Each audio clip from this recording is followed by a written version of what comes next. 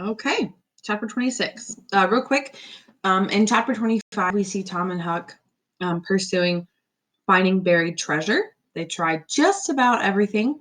And finally, at the end of the chapter, they decide that they cannot find a treasure underneath a dead tree, even in the middle of the night. So now they're going to try looking for treasure in a haunted house. Chapter 26. About noon the next day, the boys arrived at the dead tree. They had come for their tools. Tom was impatient to go to the haunted house.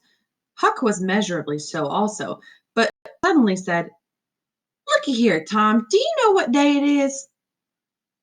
Tom mentally ran over the days of the week and then quickly lifted his eyes with a startled look in them. "My, I never once thought of it, Huck." "Well, I didn't either, but all at once it popped on to me that it's Friday." "Blame it, a body can't be too careful, Huck. We might have got into an awful scrape tackling such a thing on a Friday." "Might? Better say we would. There's some lucky days maybe, but Friday ain't." Okay, so all of a sudden, it's kind of funny because it's almost like they know they are supposed to go to a haunted house, but they're both kind of afraid to, right? Or at least so they think they should, so they can find the treasure. But they're both kind of nervous too. So at the very, or right as they're about to go, Huck Colbert comes up with this idea that, do you know what day it is? Oh, it's Friday. And all of a sudden, both boys go, "Oh, you know what? It's bad luck to go treasure hunting on a Friday. We're gonna, we'll encounter some serious danger that way," which is a pretty convenient way to not have to go to the haunted house. "Well, any fool knows that. I don't reckon you was the first that found it out, Huck." "Well, I never said I did. I was, did I? And Friday ain't all neither. I had a rotten bad dream last night. I dreamt about rats." "No. Well, that's a sure sign of trouble. Did they fight?" "No." "Well, that's good, Huck. When they don't fight, it's only a sign there's trouble around. All we got to do is look mighty sharp and keep out of it. We'll drop this thing for today and play." Again, another convenient excuse, another convenient reason to not have to go to the scary haunted house today. "Do you know Robin Hood, Huck?" "No. Who's Robin Hood?" "Why, he was one of the greatest men that was ever in England, and the best. He was a robber."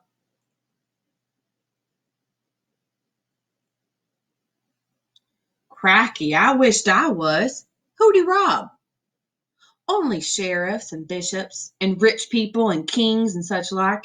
But he never bothered the poor. He loved them. He always divided up with them perfectly square." "Well, he must have been a brick," which to us sounds like an insult, but it apparently was a compliment in Huck's eyes. "Well, I bet you he was, Huck. Oh, he was the noblest man that ever was. There ain't any such men now, I can tell you. He could lick any man in England." And in this case, lick does not mean like to touch with the tongue. It means like beat him up. "He could lick any man in England with one hand tied behind him. And he could take off his U-bow and plug a 10-cent piece every time, a mile and a half away." "What's a U-bow?" "I don't know. It's some kind of bow, of course. And if he hit that dime only on the edge, he would sit down and cry and curse. But we'll play Robin Hood. It's nobby fun. I'll learn you." "Well, I'm agreed." So they played Robin Hood all the afternoon, now and then casting a yearning eye down upon the haunted house and passing a remark about the morrow's prospects and possibilities there. As the sun began to sink into the west, they took their way homeward athwart the long shadows of the trees and soon were buried from sight in the forest of Cardiff Hill. On Saturday, shortly after noon, the boys were at the dead tree again. They had a smoke and a chat in the shade, and then dug a little in their last hole, not with great hope, but merely because Tom said there were so many cases where people had given up a treasure after getting down within 6 inches of it, and then somebody else had come along and turned it up with a single thrust of a shovel. The thing failed this time, however, so the boys shouldered their tools and went away, feeling that they had not trifled with fortune, but had fulfilled all the requirements that belonged to the business of treasure hunting. Okay, so they come back to the dead tree to gather their tools. They had a smoke and a chat. Again, really dumb. Don't ever do that. And they dug again in that same hole they were digging the night before, just to see if maybe they were real close to finding that treasure they were looking for. But alas, they found nothing. So now they're going back to the haunted house plan. When they reached the haunted house, there was something so weird and grisly about the dead silence that reigned there under the baking sun, and something so depressing about the loneliness and desolation of the place that they were afraid for a moment to venture in. Then they crept to the door and took a trembling peep.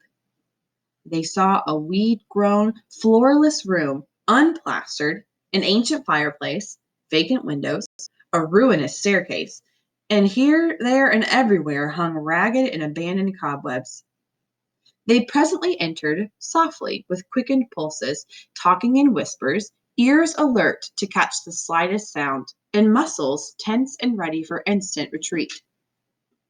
In a little while, with familiarity modified their fears, and they gave the place a critical and interested examination, rather admiring their own boldness, and wondering at it too. Next, they wanted to look upstairs. This was something like cutting off retreat, but they got to daring each other, and of course, there could only be one result. They threw their tools into a corner and made the ascent. Now, remember, this is a kind of a dilapidated looking staircase that it's like really creaky and rickety and it's probably going to break if you climb up it. So while both of them are scared, they end up daring each other to do it. And so, of course, they're going to do it. Up there were the same signs of decay. In one corner, they found a closet that promised mystery, but the promise was a fraud. There was nothing in it. Their courage was up now and well in hand. They were about to go down and begin work when, "Shh," said Tom. "What is it?" whispered Huck, blanching with fright. Blanching means he turned really white. "Shh! There! You hear it?" "Yes." "Oh my! Let's run." "Keep still. Don't you budge. They're coming right toward the door." The boys stretched themselves upon the floor with their eyes to knotholes in the planking and lay waiting in a misery of fear. Okay, so these boys have crept upstairs, and all of a sudden they hear people walking towards the haunted house. They don't know who it is. It's a scary place. So they get real freaked out. They hit the deck, they hit the floor, laying down on their stomachs, and they're peering through the floor, the holes in the planks in the floor with their eyes. They stopped. No, no, no. They're coming. Oh, here they are. Don't whisper another word, Huck. Oh my goodness, I wish I was out of this. Two men entered. Each boy said to himself, "There's the old deaf and dumb Spaniard that's been about town once or twice lately, but I never saw the other man before." Okay, so let me talk about the deaf and dumb Spaniard. There's been a man kind of walking around town the last 2 weeks or so, and he's deaf, meaning he cannot hear, and he's dumb. Not dumb as in he can't think, but that just means he's handicapped. He can't speak, so he can't hear, he can't speak. Nobody ever really talks to him. And then there's another man in the house they don't recognize. T'other was a ragged, unkempt creature with nothing very pleasant in his face. The Spaniard was wrapped in a serape. He had bushy white whiskers. Long white hair flowed from under his sombrero, and he wore green goggles.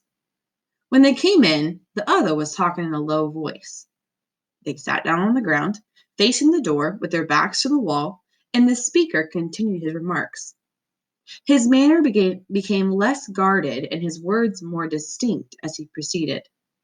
Okay, so this is the two men that the boys are kind of spying on in the house talking. "No," said he. "I've thought it all over and I don't like it. It's dangerous." "Dangerous?" grunted the deaf and dumb Spaniard, to the vast surprise of the boys. "You milksop." Okay, now, not so this the deaf and dumb Spaniard is clearly not deaf and dumb because he not only heard what the man said, but now he's responding to him. This voice made the boys gasp and quake. It was Injun Joe's. So Injun Joe is the one disguised as this deaf and dumb Spaniard. There was silence for some time. Then Joe said, "What's any more dangerous than that job up yonder? But nothing's come of it." "Well, that's different. Away up the river so, and not another house about. 'Twon't ever be known that we tried anyway, long as we didn't succeed." "Well, what's more dangerous than coming here in the daytime? Anybody would suspicion us to saw us." "I know that, but there weren't any other places handy after that fool of a job. I want to quit this shanty. I wanted to yesterday, only it weren't any use trying to stir out of here, with those infernal boys playing over there on the hill right in full view." Now, remember, the infernal boys that they're talking about are Tom and Huck. They have no idea that they're upstairs spying on them, watching and overhearing their conversation. So, this is obviously going to freak Tom and Huck out incredibly to know that Injun Joe has not only been around, but he's been very close to them. Those infernal boys quaked again under the inspiration of this remark and thought how lucky it was that they had remembered it was Friday and concluded to wait a day. They wished in their hearts they had waited a year. The two men got out some food and made a luncheon. After a long and thoughtful silence, Injun Joe said, "Look here, lad. You go back up the river where you belong. Wait there until you hear from me. I'll take the chances on dropping into this town just once more for a look. We'll do that dangerous job after I've spied around a little and think things look well for it. Then off for Texas. We'll leg it together." So evidently Injun Joe and this other man have been, sounds like they've been robbing some people. And the last job may not have gone so well, but there's one more robbery they need to perform before they escape. And it's going to be a big job. And so they're trying to put their plan together for how they're going to do it. This was satisfactory. Both men presently fell to yawning. Injun Joe said, "Oh, I'm dead for sleep. It's your turn to watch." He curled down in the weeds and soon began to snore. His comrade stirred him once or twice, and he became quiet. Presently the watcher then began to nod, meaning that the other guy who was standing watch, he starts to fall asleep. His head drooped lower and lower, and both men began to snore now. The boys drew a long, grateful breath. Tom whispered, "Now's our chance. Come." Huck said, "I can't. I'd die if they was to wake." Tom urged, but Huck held back. At last Tom rose slowly and softly and started alone. But the first step he made wrung such a hideous creak from the crazy floor that he sank down almost dead with fright. He never made a second attempt. The boys lay there counting the dragging moments till it seemed to them that time must be done and eternity growing gray. And then they were grateful to note that at last the sun was setting. Now one snore ceased. Okay, so the boys they were trying to sneak down, but when he stood up, he went to take his first step, and the floor creaked so badly and so loudly that they couldn't move. So they just stayed upstairs and waited for those two men they took their nap, they watched them the whole time and just waited, and then once the two men left, they were going to try and sneak out then. Now one snore ceased. Injun Joe sat up, stared around, smiled grimly upon his comrade, whose head was drooping upon his knees, stirred him up with his foot, and said, "Here, you're a watchman, ain't you?" "It's all right, though. Nothing's happened." "Oh, my, have I been asleep?" "Oh, partly, partly. Nearly time for us to be moving, pard. What'll we do with what little swag we've got left?"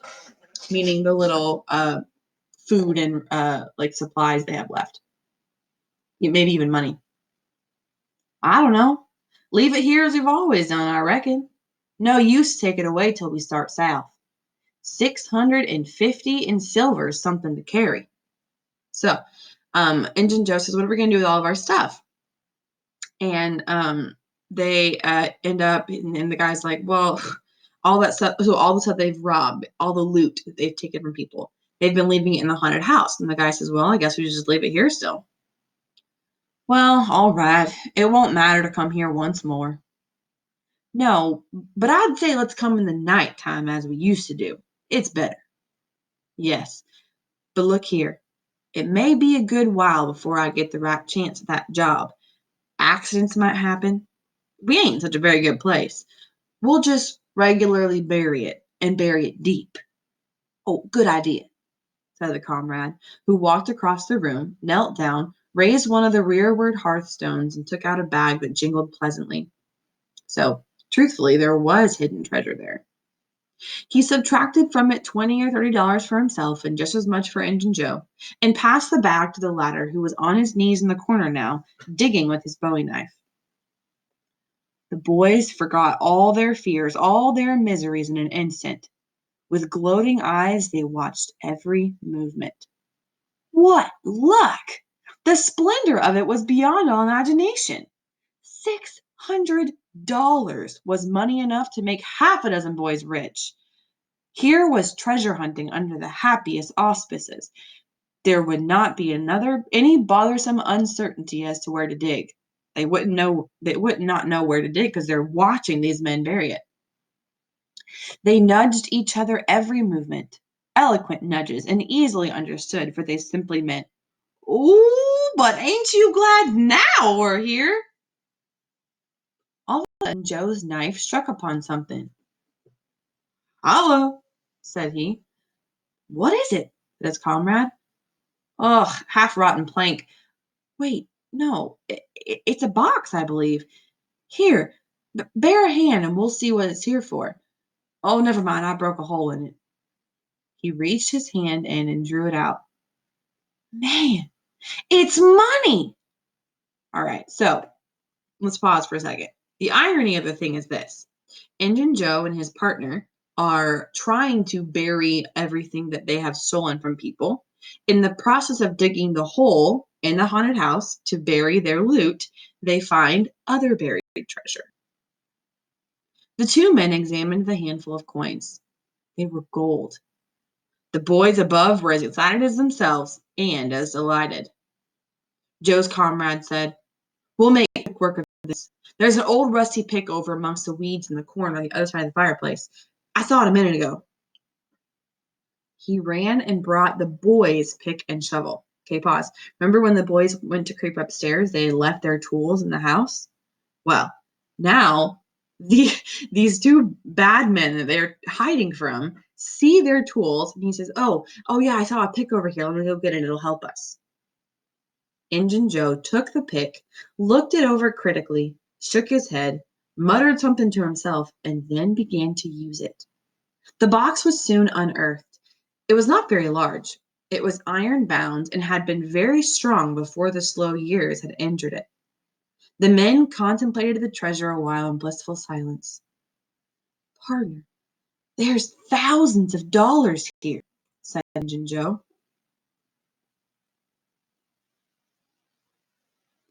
"'Twas always said the Merle's gang used to be around here one summer," the stranger observed. "I know it," said Injun Joe. "And this looks like it, I should say. Now you only need to do that job." The half-breed frowned. Said he, "You don't know me. Least you don't know all about that thing. It ain't robbery altogether. It's revenge." Okay, pause. So whatever job Injun Joe is about, that last job he has to do before he heads to Texas, it's not only about the robbery. For this job, it's also about revenge. And a wicked light flamed in his eyes. "I'll need your help in it. When it's finished, then Texas. Go home to your Nance and your kids and stand by till you hear from me." "Well, if you say so. What do we do with this? Bury it again?" "Yes." Ravishing delight overhead, meaning the boys are just simply beside themselves with happiness. "No, by the great Sachem, no." Now there's profound distress overhead. The boys are freaking. The boys are like, "No! I nearly forgot. That pick had fresh earth on it." Meaning that pick, that shovel that I used to help dig up that box had fresh earth on it, meaning it had wet dirt, basically, meaning that it had been used very recently. Now the boys were sick with terror in a moment. What business has a pick and shovel here? What business with fresh earth on them? Pause. You can imagine Tom and Huck are freaking out because all of a sudden Engine Joe is on to the fact that that is somebody else's tools, someone that has been here pretty recently. Who brought them here and where are they gone? Have you heard anybody? Seen anybody? What? Bury it again and leave them to come and see the ground disturbed? Not exactly, not exactly. We'll take it to my den. Why, of course. I might have thought of that before. You mean number 1? No. Number 2, under the cross. The other place is bad. It's too common. All right, well, it's nearly dark enough to start. Injun Joe got up and went about from window to window, cautiously peeping out. Presently he said, Who could have brought those tools here? Do you reckon they could be upstairs? The boys' breath forsook them, meaning they could not breathe. They were so scared. Injun Joe put his hand on his knife, halted a moment, undecided, and then turned toward the stairway. The boys thought about hiding in the closet, but their strength was gone. Steps came creaking up the stairs. The intolerable distress of the situation woke the stricken resolution of the lads. They were about to spring for the closet when there was all of a sudden a crash of rotten timbers, and Injun Joe landed on the ground amid the debris of the ruined stairway. So remember I told you that stairway was rickety and about to break down? It broke just in time. He gathered himself up, cursing, and his comrade said, Now what's the use of all that? If it's anybody and they're up there, let 'em stay there. Who cares? If they want to jump down now and get into trouble, who objects? It'll be dark in 15 minutes, and then let 'em follow us if they want to. I'm willing. In my opinion, whoever hove these things in here caught a sight of us and took us for ghosts or devils or something. I'll bet they're running yet. Joe grumbled a while, then he agreed with his friend that what daylight was left ought to be economized in getting things ready for leaving. Shortly afterward, they slipped out of the house in the deepening twilight and moved toward the river with their precious box. Okay, so finally, Injun Joe and his partner, they leave the haunted house. They've taken all of the treasure with them now, all of the goods, and the boys are only left with that experience, the clue that they're taking it to number 2 under the cross, and that they know Injun Joe is still around. Tom and Huck rose up, weak but vastly relieved, and stared after them through the chinks between the logs of the house. Follow? Not they. They were content just to reach ground again without broken necks and take the townward track over the hill. They didn't talk much. They were too absorbed in hating themselves, hating the ill luck that made them take that spade and the pick there. But for that, Injun Joe never would have suspected. Basically, if they hadn't have brought the shovel and the spade there, Injun Joe would have never known they were there, or anyone had ever even come by. He would have hidden that silver with the gold to wait there till his revenge was satisfied. Then he would have had the misfortune to find that the money would turn up missing. Bitter, bitter luck that the tools were ever brought there. Okay, so all the way, the whole walk home, the boys were thinking to themselves, man, if I had just left those tools at home and Injun Joe would have never saw them, then they would have reburied that treasure. Because remember, the only reason Injun Joe wasn't going to leave it there was because he noticed the shovel had fresh earth on it. And they thought, man, then we could have dug up the treasure and been rich and caught the bad guys. So they're pretty bummed with themselves. They resolved to keep a lookout for that Spaniard when he should come to town, spying out for chances to do his revengeful job, and follow him to number 2, wherever that might be. Then a ghastly thought occurred to Tom. Revenge? What if he means on us, Huck? Oh, don't, said Huck, nearly fainting. They talked it all over, and as they entered town, they agreed to believe that he might possibly mean somebody else. At least that he might at least mean nobody but Tom, since only Tom had testified. Well, very, very small comfort it was to Tom to be alone in danger. Company would be a palpable improvement, he thought. So they say, you know what? If he's going to fight in court, uh, but Tom's like, well, it's bad enough to be hunted down. Would it be better if someone was hunted down with me? So, pretty interesting turn of events. So tomorrow we'll pick up with chapter 27.